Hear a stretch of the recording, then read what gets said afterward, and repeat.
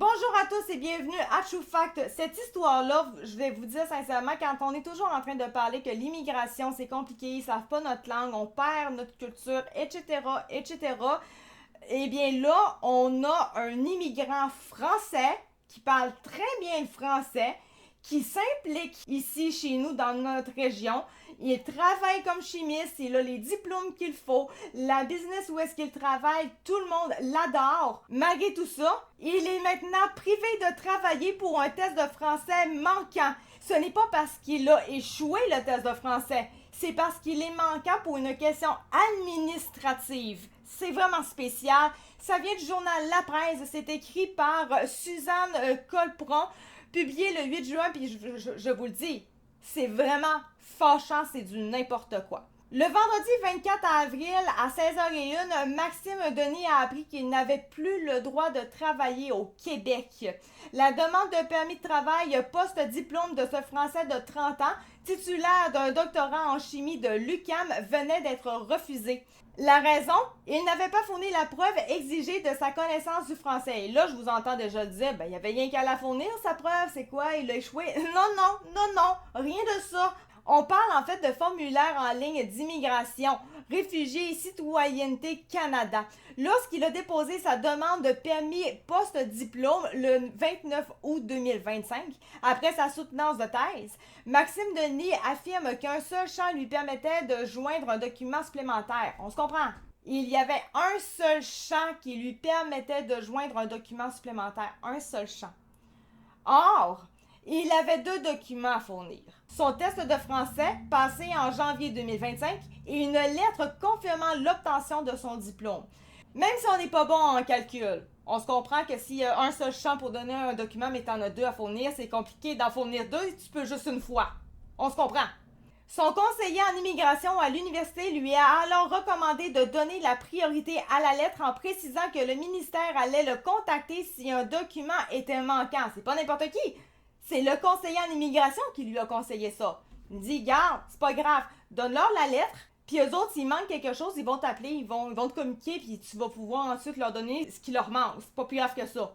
L'IRCC, Immigration, Réfugiés et Citoyenneté Canada, n'a jamais réclamé le test de français.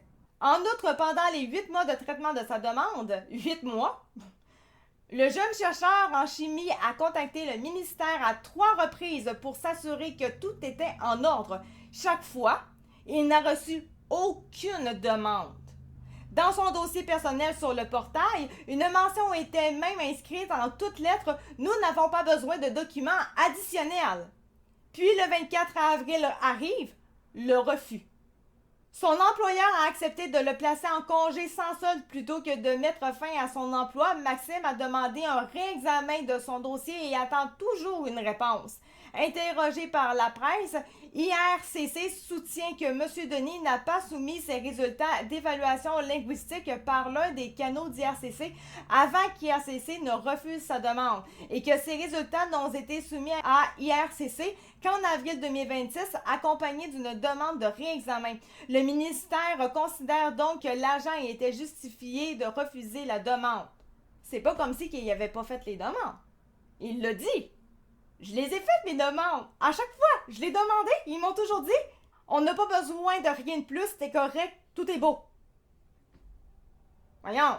L'origine de ces refus-là remonte à l'automne 2024. Depuis le 1er novembre de cette année-là, en 2024, les diplômés étrangers qui demandent un permis de travail post-diplôme doivent démontrer leurs compétences linguistiques au moyen d'un test reconnu. Pour les diplômés universitaires, le niveau exigé correspond au niveau 7 des niveaux de compétences linguistiques canadiens, soit un niveau intermédiaire avancé. Cette nouvelle règle s'applique à tous les demandeurs, y compris aux diplômés francophones ayant fait leurs études universitaires en français au Québec.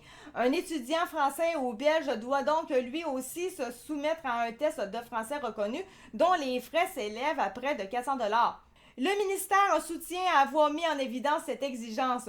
Une alerte sur le site web d'IRCC rappelle aux demandeurs d'inclure cette preuve lors de la présentation de leur demande et les guides d'instruction ont été mis à jour pour refléter ce changement.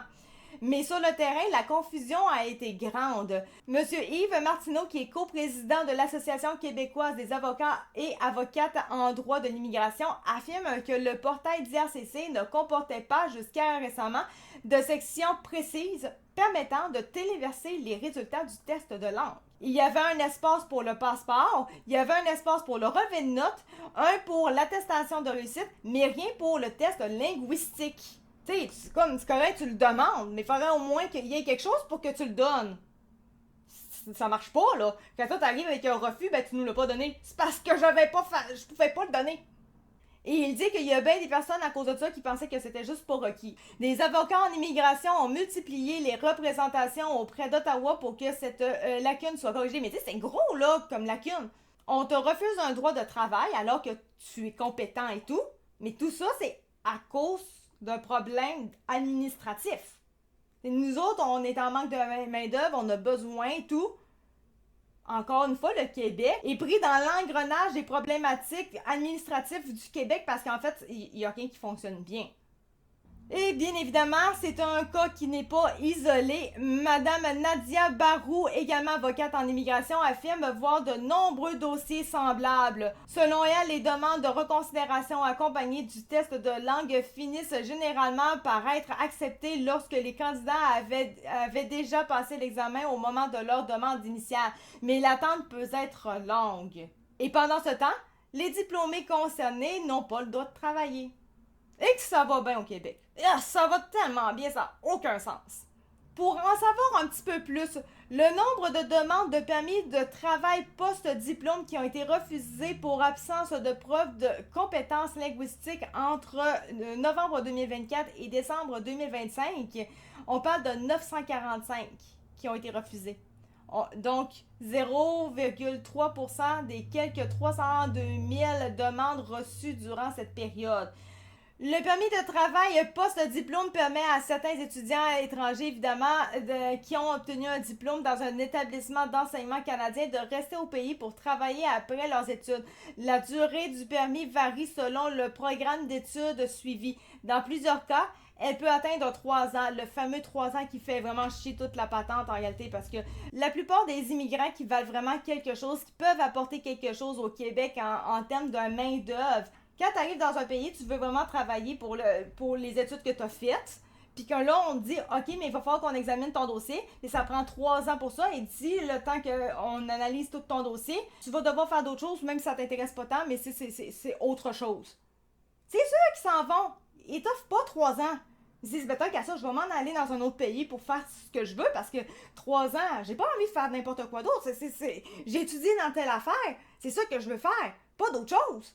Goodbye! Donc voilà pour ce qui est de cette vidéo-ci. J'espère que vous l'avez bien aimé. On se retrouve pour une prochaine vidéo. Merci beaucoup de m'avoir écouté. C'était ActuCat de True Facts. Et je vous dis bonne fin de soirée. Ciao, bye!